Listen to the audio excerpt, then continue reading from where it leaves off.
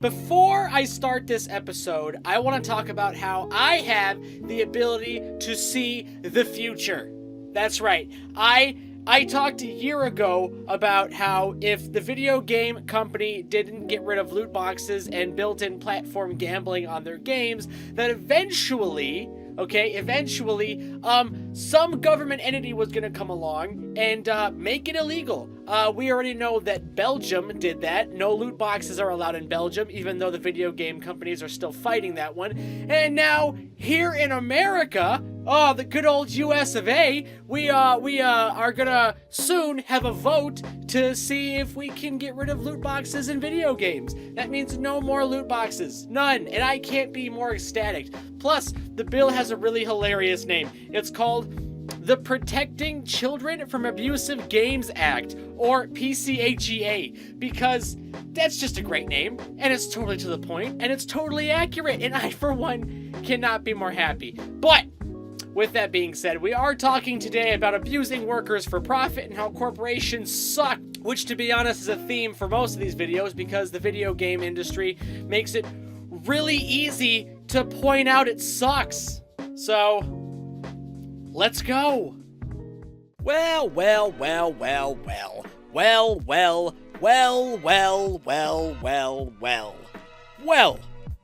the fuck do we have here? Could it possibly be a bunch of corporations abusing their employees for financial gain? Yes, absolutely. That is exactly, precisely what is happening here. Epic Games has been caught in a firestorm recently for having employees who are killing themselves working 80 to 100 hours in the span of a goddamn week. Aside from that incredibly unacceptable bit of information I just gave you, I need to add that this is incredibly goddamn common. Crunch is a topic I've been wanting to talk about for some time now, but I've always picked the easier fruit over the more bitter ones. This is so egregious, so downright villainous, that I have to say something about it. So, crunch. Crunch is the name. What exactly is crunch? Well, crunch is the process by which a company forces employees to work unreasonable hours with little to no rest, and oftentimes without compensating payment. So a dumb deadline can be reached, and a company can make oodles of money off the destroyed and distraught bodies and minds of their poor goddamn employees. More specifically, with this episode, we are talking about Epic and Netherrealms, who have employees reporting, again, 80 to 100 hour work weeks.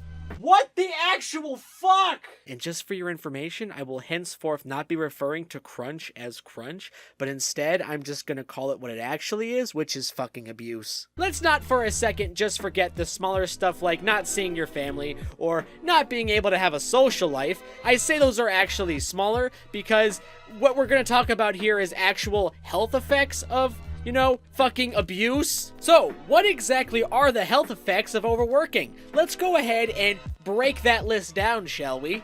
Increased risk of heart disease, increased risk of diabetes, increased stress, chronic sleep loss, freaking obesity, increased alcohol consumption, increased tobacco consumption, depression, anxiety, and my favorite one, high blood pressure, and a whole host of autoimmune diseases. Study after study after study has pointed very clearly that stress and overwork freaking kill people.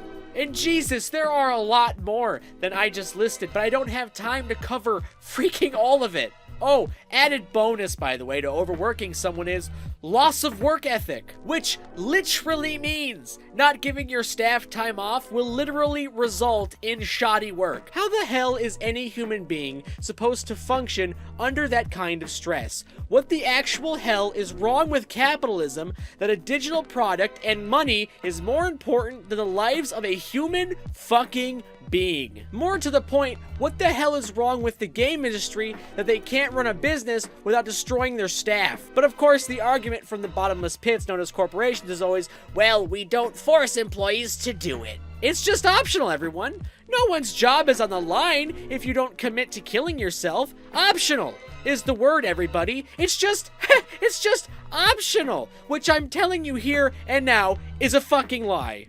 Because even though it's optional, and I'm putting this in quotes because it's not, it's still expected, because there are literally dozens of examples of people pointing out that their coworkers were fired for taking a weekend off. One source, and I'm quoting this directly, said, "They knew multiple people who refused to work weekends and were then fired when a deadline was missed." Followed by, "Managers either ignored complaints about the working hours or threatened to fire those who spoke up. Hence why every disgruntled developer has to speak to the press anonymously." Because obviously, the industry in all its benevolence would never seek repercussions on any employee. I mean, they've just abused them to the point of turning them into whistleblowers. So sure, you can have a life, but if you miss that deadline, then sorry fella, you're shit canned. And you lose your paycheck. And remember, it's totally optional if you work that overtime, champ. But remember, Tony? Yeah, do you remember Tony? Tony doesn't have a paycheck now, does he? Because the overtime is clearly optional. According to the bosses, that's apparently how you make a good game. You create an awful, toxic work environment where you are just treated as another cog in a money machine. You fund ambitious projects that oftentimes the staff you have are not equipped to make, and you announce a release date without concerning yourself if the game is anywhere near done. You then coerce your staff into ruining their lives and health so you and your shareholders can get a quick buck, and on it goes. Remember Anthem? Well, according to the devs who worked there, the past 2 years was a constant struggle with the mental health impacts of overworking. Lots and lots of stories of stress leave, which, if you don't know, is doctor-mandated periods of weeks or months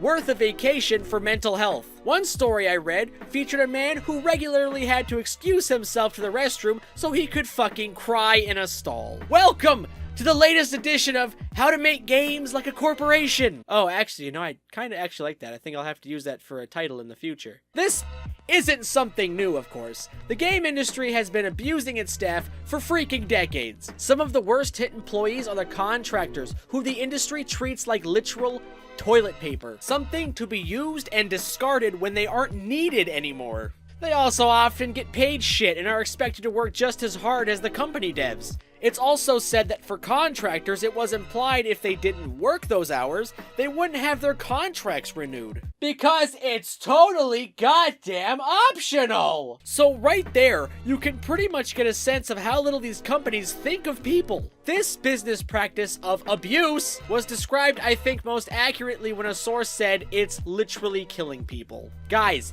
it's killing people. And that's the worst part about this whole thing. Realizing there are a bunch of poor, overworked developers that are sacrificing their health over something as shamelessly trash as Fortnite, as shamelessly trash as Anthem. Games that are admittedly successful right now, but will quickly be tossed aside once the industry latches on to its new get-rich-quick scheme. This is a major problem for the gaming industry. It's something that the industry would like you to brush off. They treat it as a necessary evil, going so far as to completely downplay it as a shit business practice. While developers for Anthem were having very real mental health problems and working grueling hours, BioWare just glazed over it. Because abusing workers isn't that bad. No way, dum-dum. It's BioWare magic. They aren't overworked, stupid. That's just optional time on your punch card. Meanwhile, according to developers at Netherrealm, while they toiled away working the aforementioned 100 goddamn hours a week, the bosses would regularly leave and go home for dinner.